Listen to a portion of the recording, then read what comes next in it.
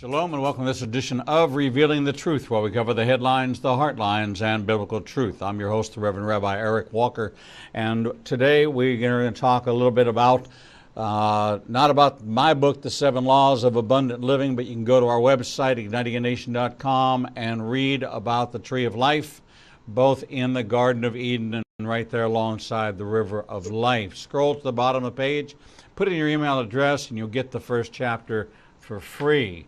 Today we are going to talk with Rabbi Steve Letter, author of the new book, More Beautiful Than Before, How Suffering Transforms Us. Rabbi Letter is a senior rabbi of Wilshire Boulevard Temple in Los Angeles and the author of such critically acclaimed books as The Extraordinary Nature of Ordinary Things and More Money Than God, Living a Rich Life Without Losing Your Soul. He studied at Northwestern University, Trinity College, Oxford, and Hebrew Union College. He's a recipient of the American Jewish Press Association's Louis Rappaport Award for Excellence in Commentary and the Religious Action Center's Kovler Award. He is a fellow in the British American Project, a think tank bringing together leaders from America and Great Britain. Newsweek named him as one of the 10 most influential rabbis in America.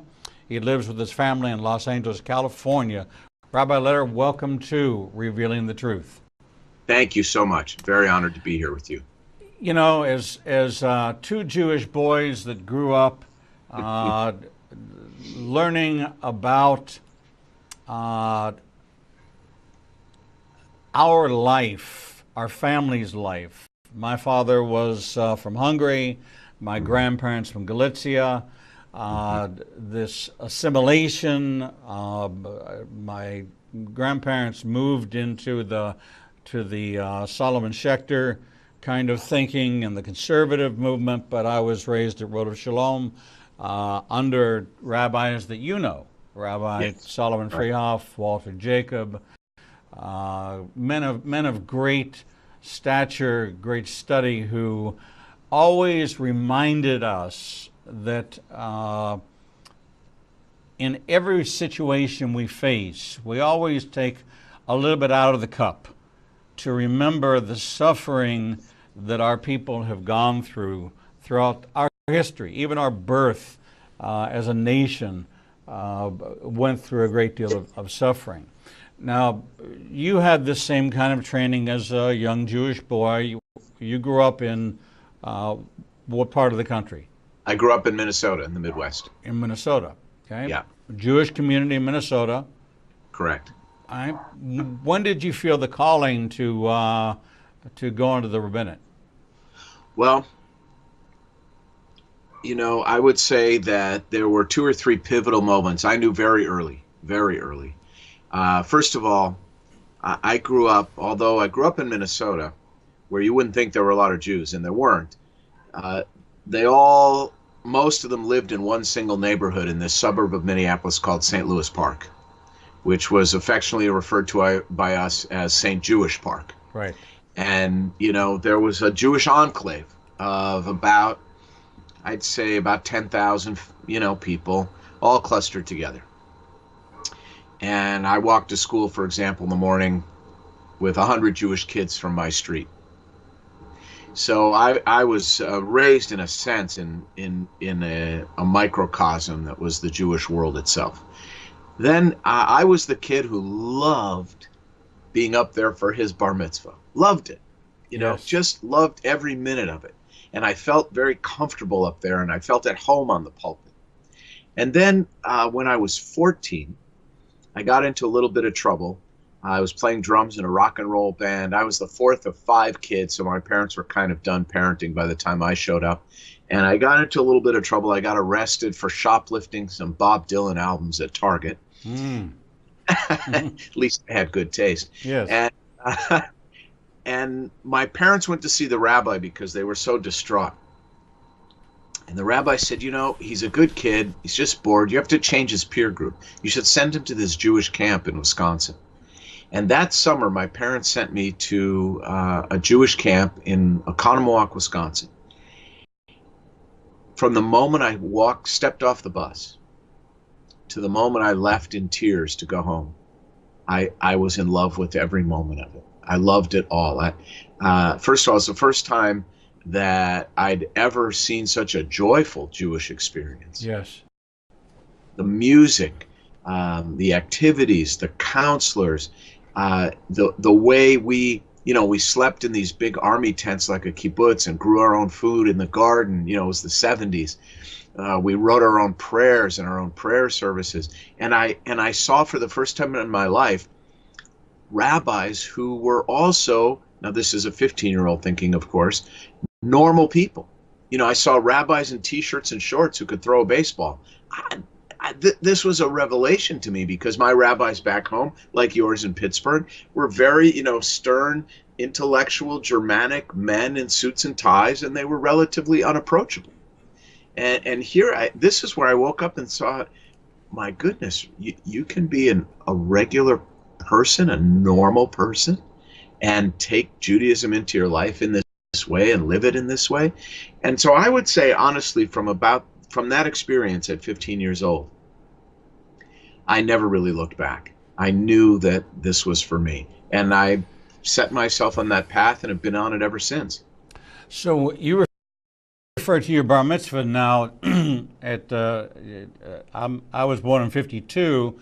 There was no such thing as bar mitzvah in the Reform synagogue, so I had to go to Bnei Israel, sitting under Rabbi Rab, to get my bar mitzvah when all my friends were going to.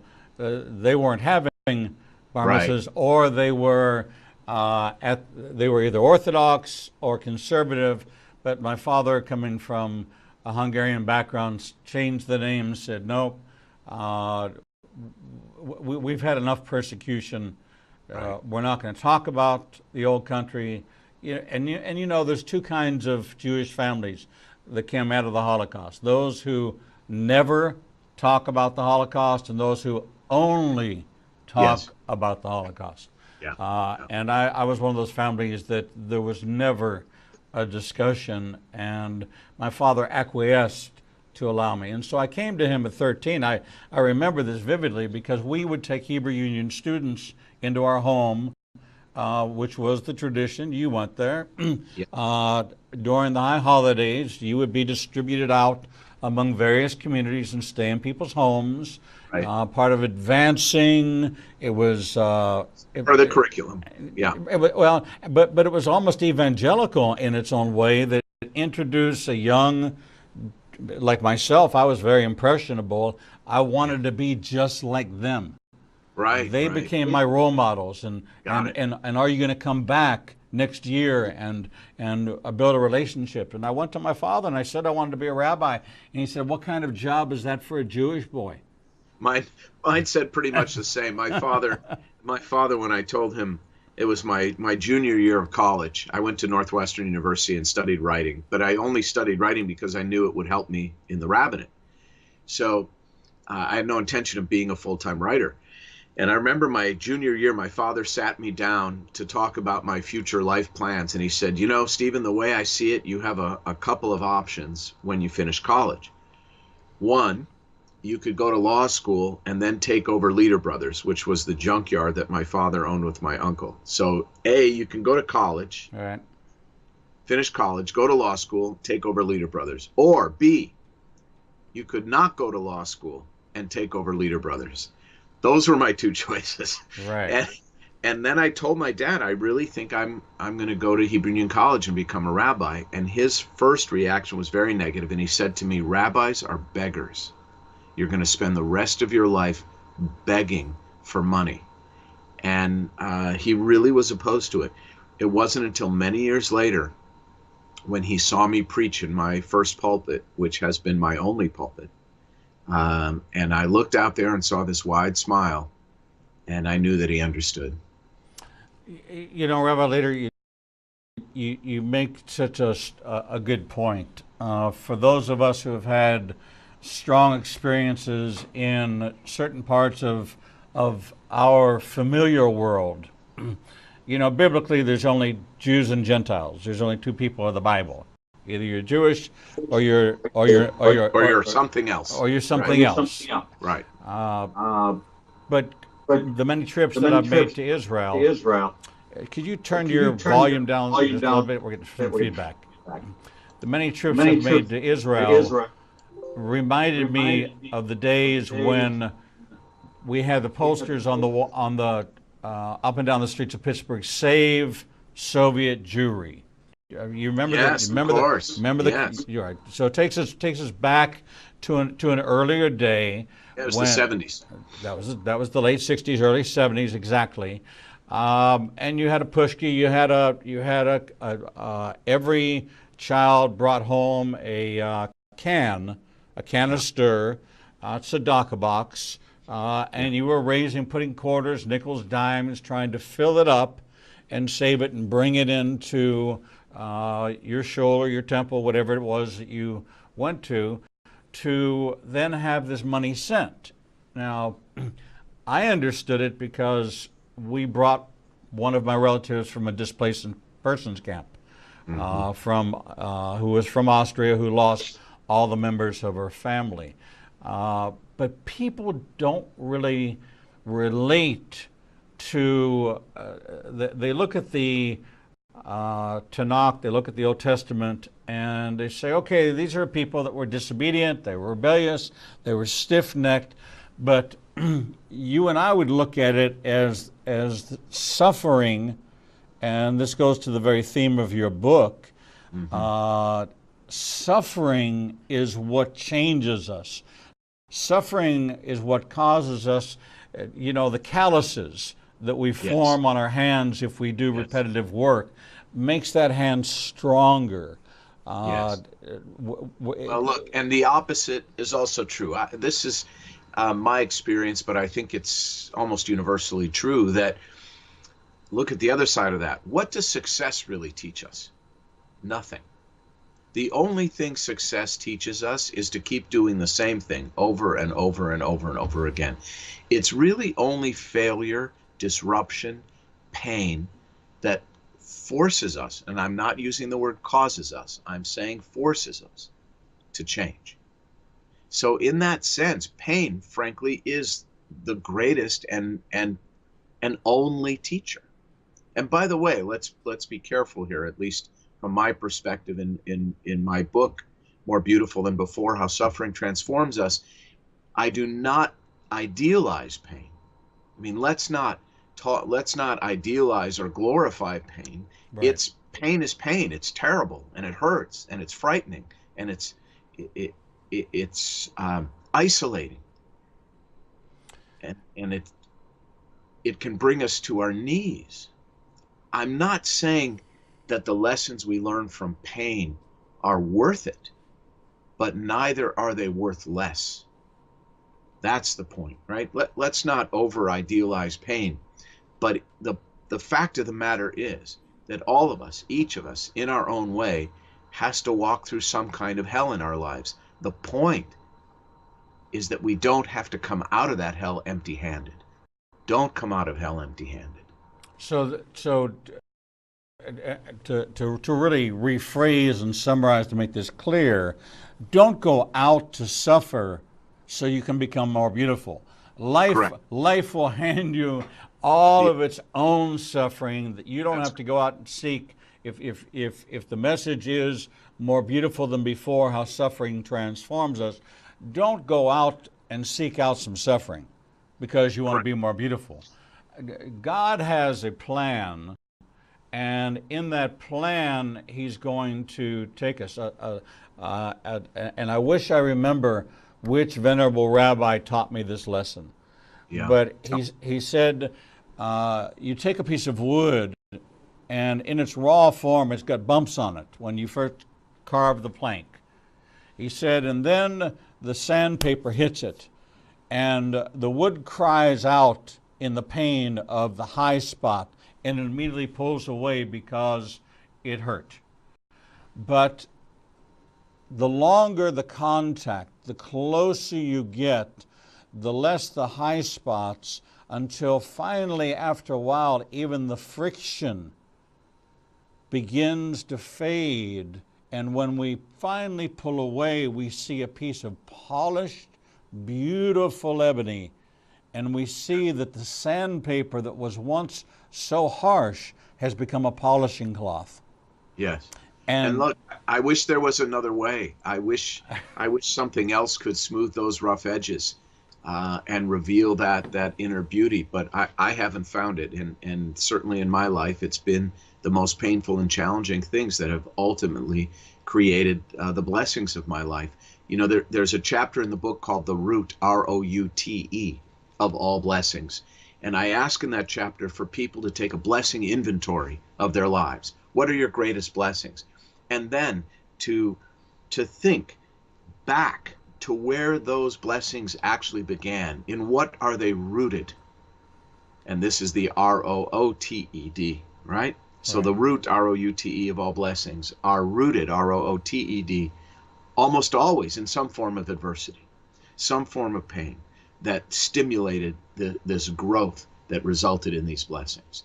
Ask most people what it is they have sacrificed the most for in their lives, and then ask them what means the most to them in their lives, and they'll be the very same thing. That's so true.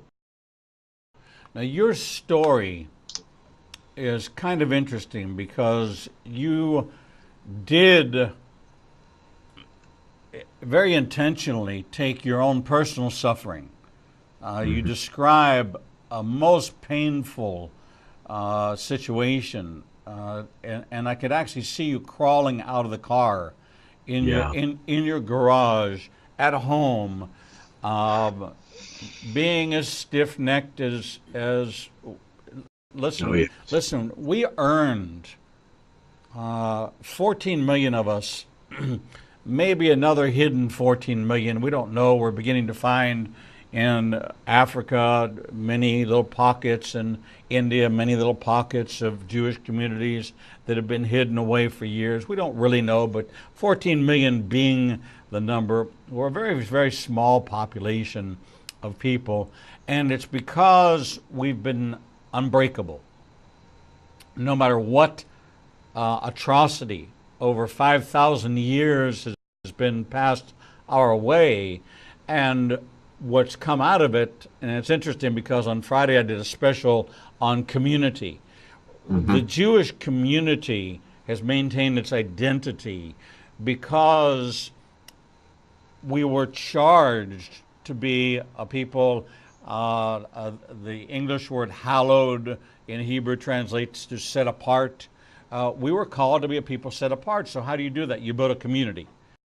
And you identify with that community, you weigh into that community, you don't separate yourself from that community, you have that identity. And every time we go into a new city, the first thing we do is we find some way to build a community center, a hospital, a home for the aged. It's what we do to plant down roots, because if we can plant in the ground, you can't move us. And you ran us out of Europe, you ran us out of the former Soviet Union, not you, but the larger you of history. But we've suffered. But we don't suffer in despair. Well, to be frank, I think despair is a part of it, but we don't remain Yes. in despair, right? The book is divided into three sections: surviving, healing, and growing. You know, when you're in that initial moment of extraordinary pain and shock, the first set of essays in the book are about how to survive that, because you how do you just remain vertical through all of that? The next phase is healing. How do you find your spiritual core? How do you find your truest, deepest strengths and beliefs? And how do you reach out to the people around you in ways that help you heal? And then finally, the growing. How are you going to change your life and make your life, in a sense, more beautiful as a result of the suffering you have endured? The Talmud says, if you are visited by pain, examine your life.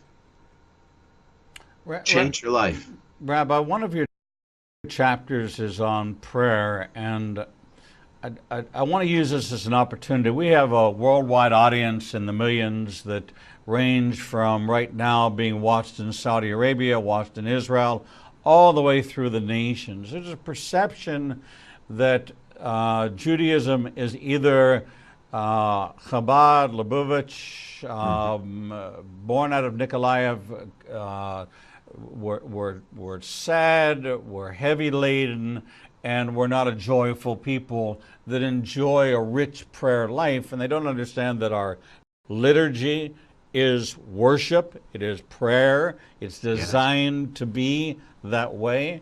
That prayer and faith, last 16 years I've taken groups to Israel. I always take Christian groups to Israel so that they can see that we really are people of the book, that we really do still, even in Tel Aviv, in the most secular parts of Tel Aviv, on Shabbat, they all still gather at the beach. They may not gather in the shul, but they gather at the beach. They still honor Shabbat in their own way. It is not something that has turned us into a quote-unquote pagan group of people that have rejected God. Prayer plays a part in our life. It may play a different part in our life, and the way we render prayer looks different than it does on Sunday morning. Our Saturday morning versus someone else's Sunday morning may look entirely different, but it's the same God.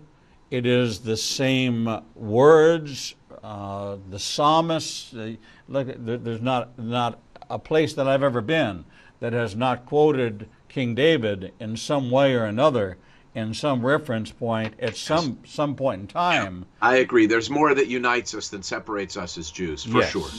Very much so. And so you talked about in this time that you were going through the suffering portion, that you turned to prayer. Yes. What did that do for you? What purpose did that play? Right. Well, in my view, the most terrible aspect of pain is the terrible feeling of abandonment that accompanies it, the feeling of being in it alone. And anything that can pierce that sense of aloneness, of rejection, of alienation, begins the process of healing. And of course, if you're a believer, which you and I are, you're never alone. You can pour your heart out to God. You can weep with God. You can laugh at yourself with God. For me, I have always found prayer easiest in nature. Before my back injury and spinal surgery and all the opioids and the depression and everything that came with it, which I talk about in the book, I used to pray aggressively, and you've seen people I know who pray this way. It's sort of a race toward God.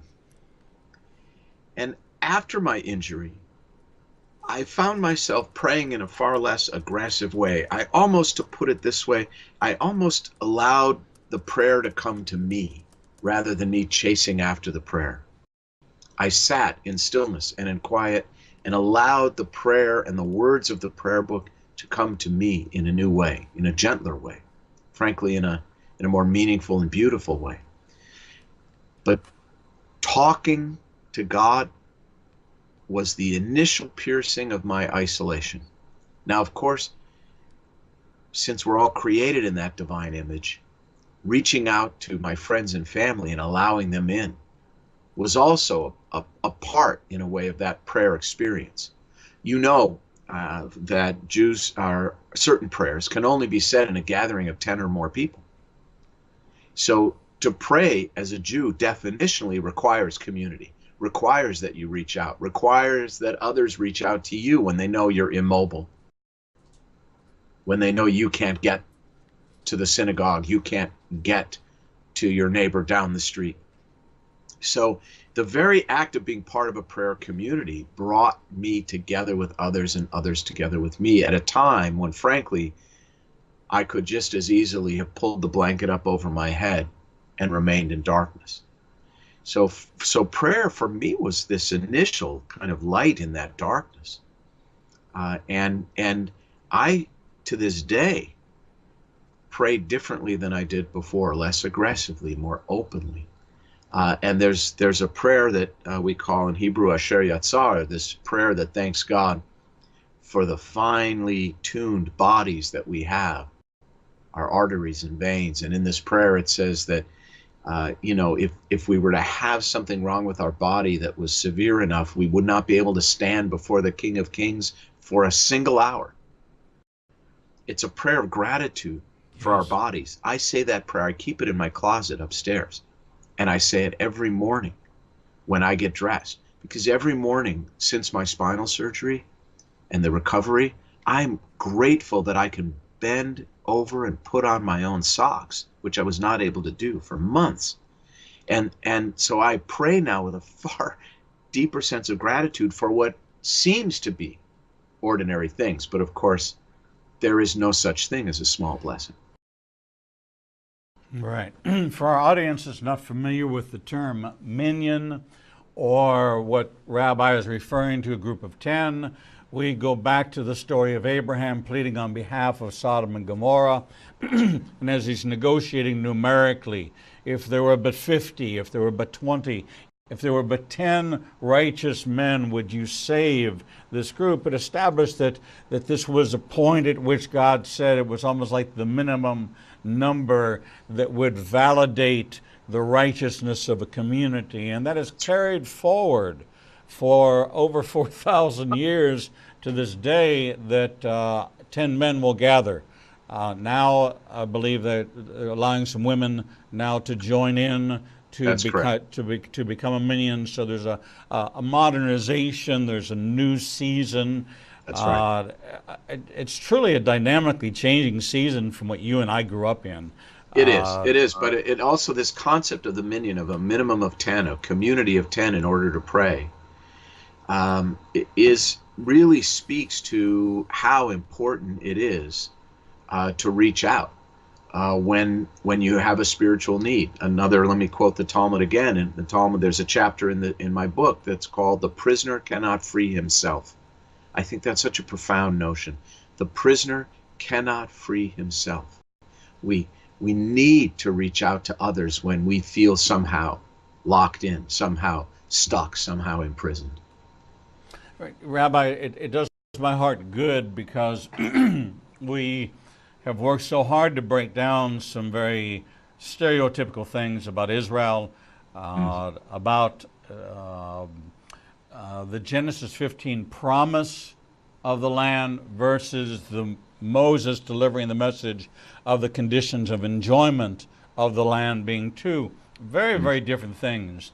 And that the right to Eretz Israel, to the land of the defined borders, which today is Lebanon, Syria, Iraq, Jordan, northern Saudi Arabia, northern Egypt, are really defined by God as belonging in this covenant relationship with Abraham as an everlasting covenant. But people say, but you did this, you did that. Yes, when we look at the Exodus, when we look at the Mosaic message that God is passing, your enjoyment of the land is conditional upon your obedience, but your title to the land, it's almost like I own a house, but I can't live in it because I didn't take care of it. Other people had to come in and keep it up for me, but the title never changed out of my name. But they live there, or they live in a part of the house. It's kind of like your parents saying, this will always be your home, but if you can't behave, you're going to have to live somewhere else. Exactly. Right? Exactly. So as you made this journey through this, how long had you been a rabbi? How long have I been a rabbi? No, right. At this point in time, the accident. Actually, it's a more important question than you might realize. It's the reason I wrote the book. When I had this terrible car accident and the resulting back issues and spinal surgery, and as I said before, a lot of problems with opioids and depression following until I finally came out of it all, I had been a rabbi for 27 years already, and I had counseled thousands of people through very painful situations, and frankly thought I was doing a pretty good job. But then pain struck in my own life in a very, very searing and paralyzing, literally, way. And I realized after I'd spent about 1.5 years coming out of that experience, that despite my best intentions and efforts the previous 27 years to help people through pain, I knew nothing about pain. With this new insight, I felt it important to share what I thought I knew about pain versus what I knew now, and to use this book as a way to counsel people who were too far away from me to ever make it into my office to sit upon what I call my couch of tears. And so the book, in a sense, is my ministry to those I cannot physically reach. This is the heart. You know, when I tell people about the IDF, and I tell them that the charge of the IDF is that your job is to preserve life. We charge our army to become defenders and to attack or to take the life of a prisoner. But the IDF is charged with the preservation of life. We're a people whose commitment to community, to God, is the preservation and the restoration of life, is to raise the level. And yeah, as you know, in Jewish law, that saving a life supersedes all but 3 commandments. So, you know, you can violate virtually every commandment if it will enable you to save a life, except for 3, of course. Yes, which of course is why on Shabbat you can save a life on Shabbat. You violate any rule of the Sabbath in order to save a life. The only 3 rules you're not allowed to violate to save a life are you're not allowed to commit murder to save a life. In other words, to privilege one. You're allowed to kill in self-defense. Yes. Remember that the 10 commandments say thou shalt not murder. They do not say thou shalt not kill. But you're not allowed to murder to save a life. You're not allowed to commit public apostasy, and you're not allowed to commit a host of violent sexual crimes in order to save a life. Barring those 3 circumstances, anything can be done to save a life. You're right. The IDF, Judaism, the nation of Israel, we privilege life above all else. So deep in your heart, your loss, your suffering, excuse me, almost obligated you from a, you know, I don't want to, I try not to, I spent 44 years under the Talmudic teachings of Hillel, and so many that I want to make sure that I go back to the Tanakh when I try to draw, but we must, for the preservation of God's command to replenish the earth, to be fruitful, to give back, to return even something which we have lost, which we have found, is Yes. to share that experience, because that edifies God, that glorifies God. To put it in Jewish mystical terms, this book that I wrote, you know, it's interesting because the title actually fits with what I'm about to say. The title, again, is more beautiful than before, How Suffering Transforms Us, is my tikkun. Yes. Now, you know that tikkun is a Hebrew word that means repair. Yes. And there's this view of the mystics, of the Jewish mystics who lived in Sfat near the Sea of Galilee, that every human being is born with a unique, particular tikkun, a unique, particular repair that he or she, and only he or she, is capable of bringing to the world.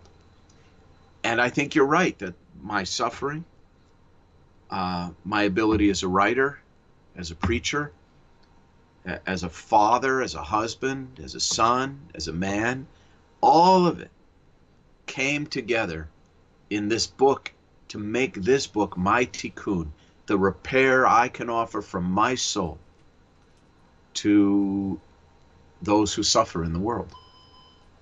So every one of us is charged to become a Band-Aid to a particular wound in the That's world. right.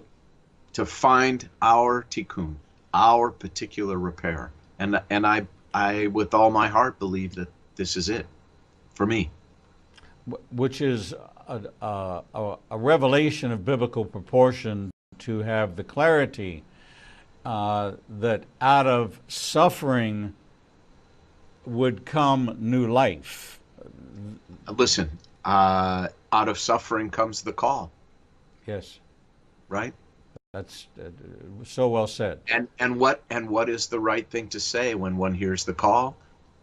What Abraham and Moses said, Hineni, here I am. Hineni. There it is. Here I am.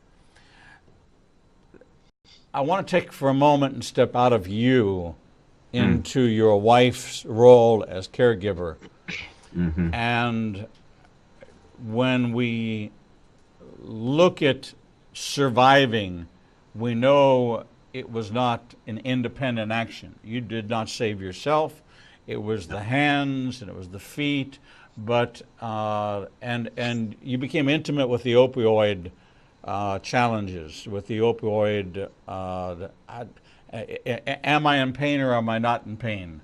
I think I'm in pain, so I must need medication.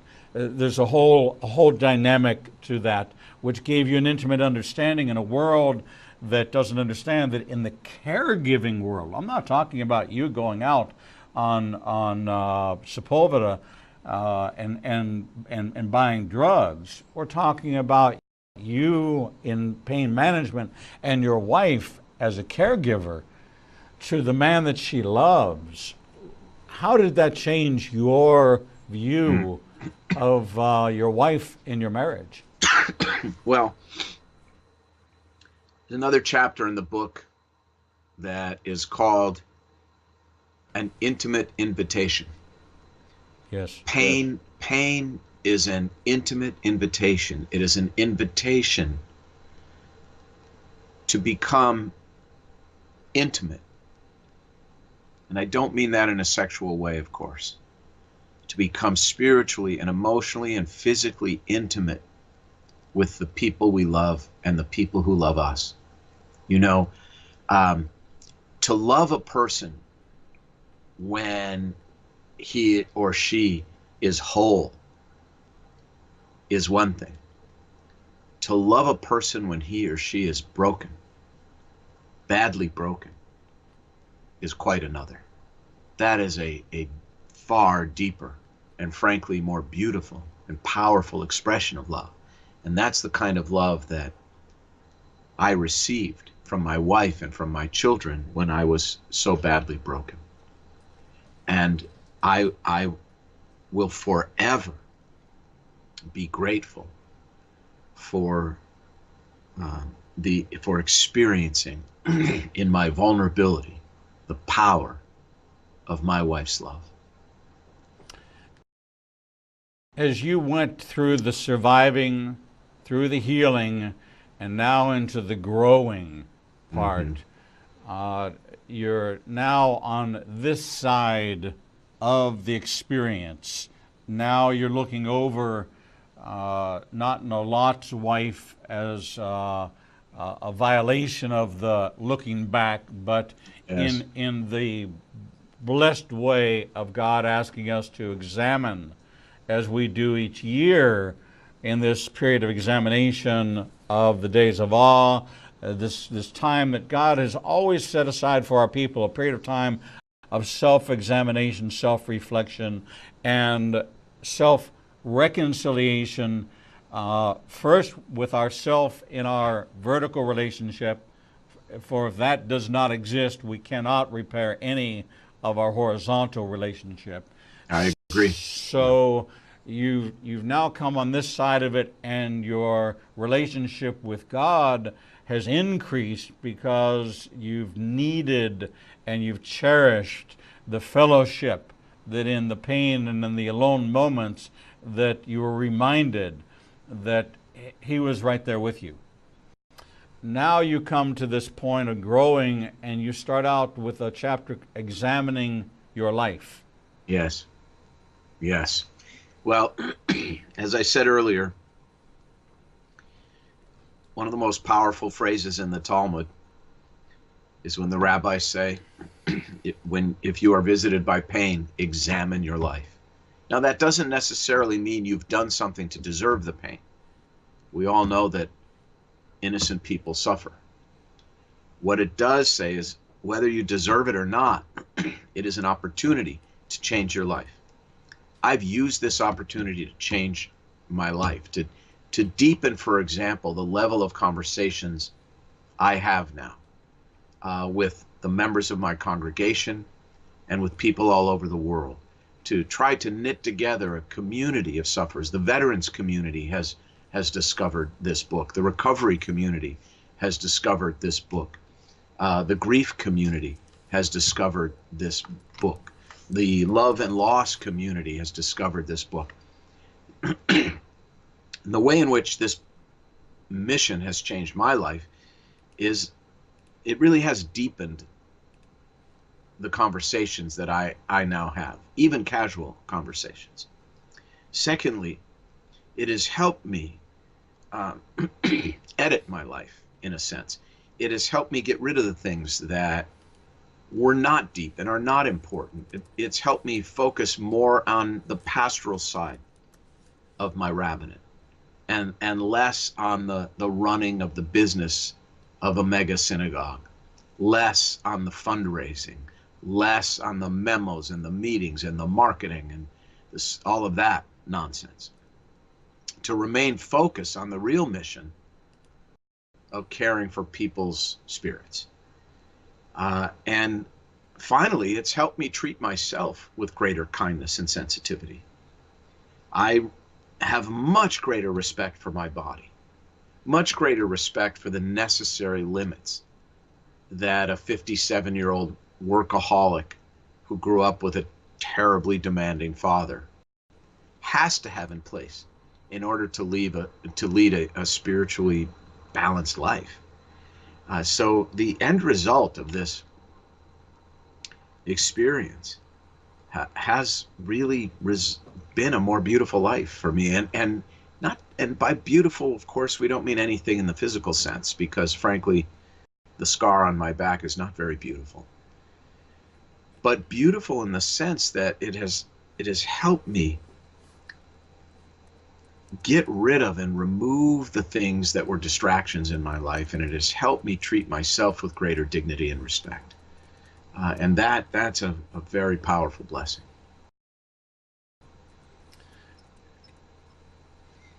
It's an inventory which is all-encompassing, that once you finish the examination, very much like going to a doctor, getting a full workup, a full checkup, you get a report.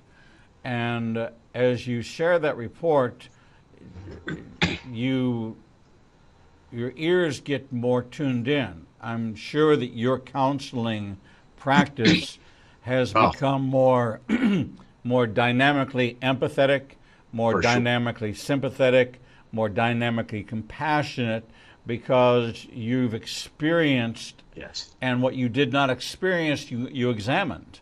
Right, and also more authentic. My conversations now with people who are suffering have an authenticity that they never, ever had before. So, and again, you're right in the sense that the growing part requires an understanding of where you were that you never could have achieved without the pain. One of my favorite quotes is by the Canadian philosopher Marshall McLuhan, who said, "I don't know who discovered water, but it wasn't the fish." I just love that. I don't know who discovered water, but it wasn't the fish. The fish is born in water, lives in water, and dies in water, and ironically, therefore, isn't even aware it's in water. It has the least perspective on its own life. When does a fish discover water? when you catch it and pull it out of the water. That's when the fish discovers water. That's when it's gasping on the banks of the stream, flailing and gasping for breath, at the end, wriggling at the end of a hook. That's when the fish discovers water. That's pain. Pain jerks us out of our own complacent reality of which we were not even aware, and gives us perspective and appreciation and insight in a way that cannot be achieved otherwise. And that's the blessing of pain. So in your message of you matter, the last really 3 chapters, you matter, fix something in the melody of what remains. Yes. We've got about 6 or 7 minutes, and I don't want to, what I'd really like to do is have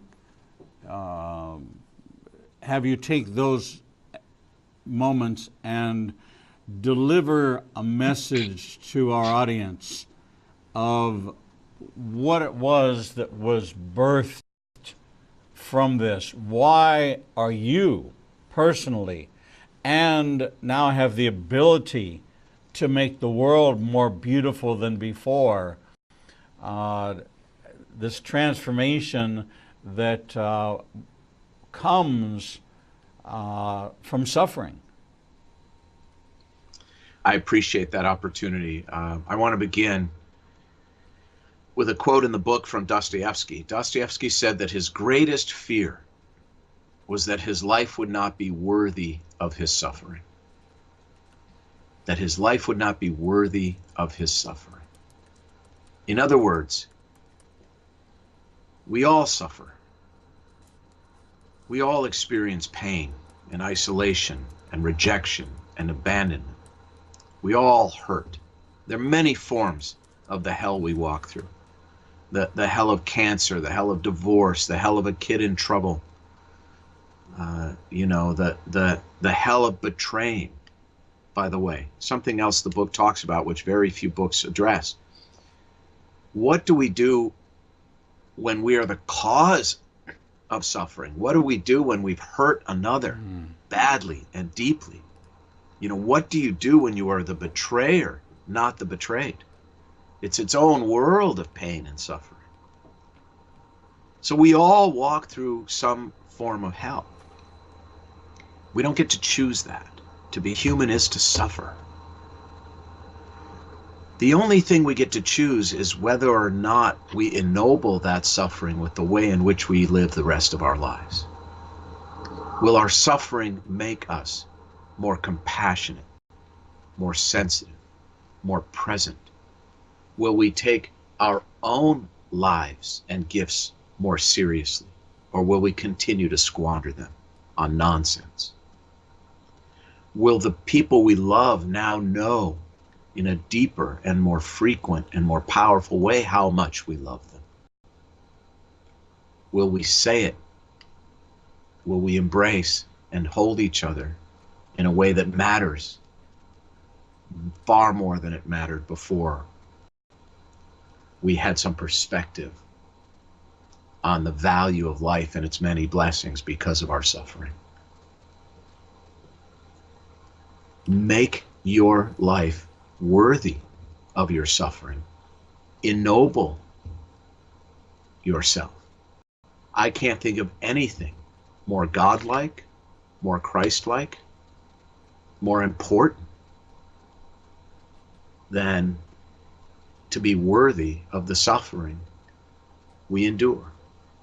There's this beautiful final chapter in the book about the violinist Yitzhak Perlman, who I think most people know contracted polio at a very young age and walks with leg braces and crutches and has his entire life.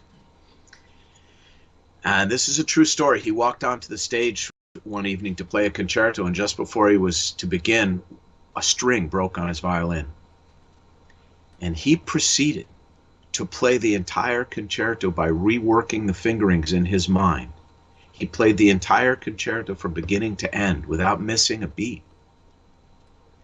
And when he finished, of course, the audience went absolutely crazy. Standing ovation for 15 minutes. And he finally quieted the audience. Everyone sat down.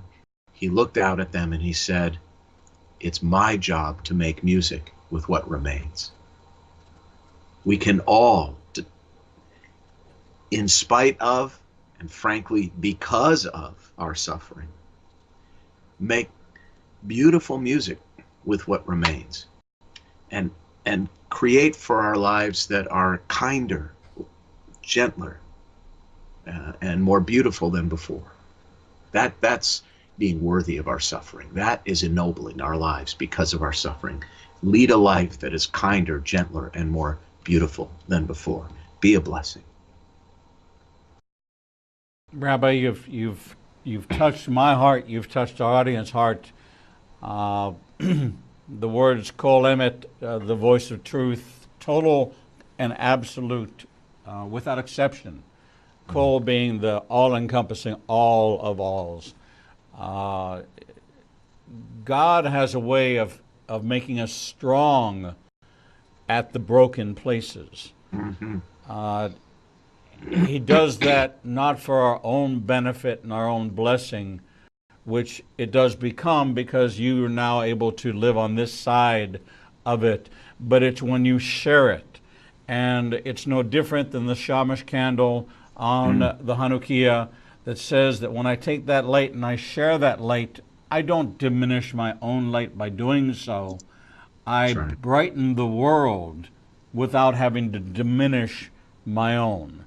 And the story that you've woven together, More Beautiful Than Before, How Suffering Transforms Us, shows us exactly that message.